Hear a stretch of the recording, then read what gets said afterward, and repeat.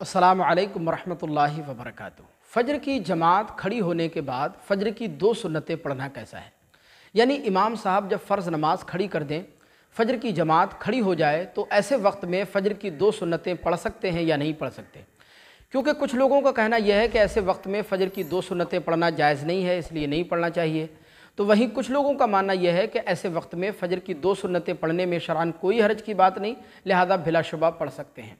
लिहाजा इस सिलसिले में सही मसला क्या है वो आज की इस वीडियो में डिस्कस करेंगे। देखिए, इसके जवाब में दो तीन बातें समझना बहुत ज़्यादा ज़रूरी है, तभी ये मसला आपको अच्छी तरह समझ आएगा।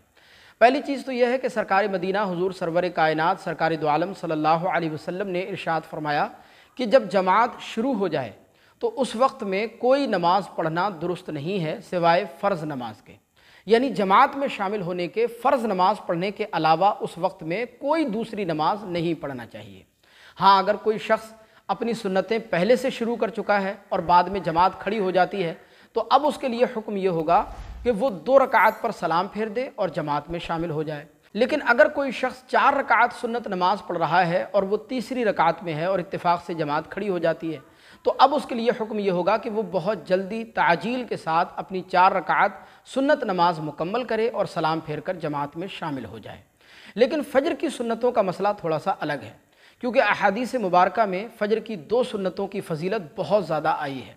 एक हदीस पाक में आता है, हुजूर सरवर कायनात सरकार दो आलम सल्लल्लाहु अलैहि वसल्लम ने इरशाद फरमाया कि फ़जर की दो सुन्नतें ना छोड़ो अगरचे तुम्हें घोड़े रौंद डालें। इसी तरह एक दूसरी रिवायत में बयान फरमाया गया कि फ़जर की दो सुन्नतें दुनिया और दुनिया के अंदर जितनी चीज़ें हैं यानी दुनिया और माफ़िया से बेहतर है। लिहाजा आप बखूबी अंदाज़ा लगा सकते हैं कि फ़जर की दो सुन्नतों को कितनी बड़ी अहमियत, फ़जीलत और क़द्र मंजिलत हासिल है। इसीलिए मुतअद्दिद सहाबा कराम से ये अमल मनक़ूल है कि अक्सर सहाबा कराम फ़जर की जमात की इक़ामत हो जाने के बाद भी उन्होंने फ़जर की दो सुन्नतें अदा फ़रमाई हैं। जैसे हज़रत अब्दुल्ला इब्न मसऊद रज़ियल्लाहु तआला अन्हु से यह अमल साबित है कि उन्होंने फ़जर की जमात शुरू हो जाने के बाद भी फ़जर की दो सुन्नतें अदा की हैं।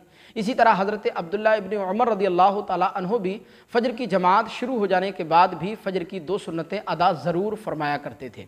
इसी तरह हज़रत अब्दुल्ला इब्न अब्बास, हज़रत अबू दरदा और भी बहुत से सहाबा कराम से यह अमल इसी तरह साबित है। लिहाजा इसी पस मंज़र में आइम्मा अरबा में से हज़रत इमाम अबू हनीफ़ा और इमाम मालिक रहमहुमुल्लाह के नज़दीक फ़जर की जमात शुरू हो जाने के बाद भी फ़जर की दो सुन्नतें अदा की जाएंगी। फ़जर की दो सुन्नतें नहीं छोड़ना चाहिए, फ़जर की दो सुन्नतें ज़रूर पढ़ना चाहिए। इमाम अबू हनीफ़ा के मसलक की तफसील ये है कि फ़जर की दो सुन्नतों की अदायगी के बाद अगर सुन्नत पढ़ने वाले को इमाम साहब के साथ फ़र्ज़ नमाज के कायदा आखिरा में भी अगर वो शामिल हो सकता है तो उसके लिए हुक्म यह है कि फिर वो फ़जर की दो सुन्नतें ना छोड़े, बल्कि पहले वो फ़जर की दो सुन्नतें पढ़े और उसके बाद फिर वो जमात में शामिल हो जाए।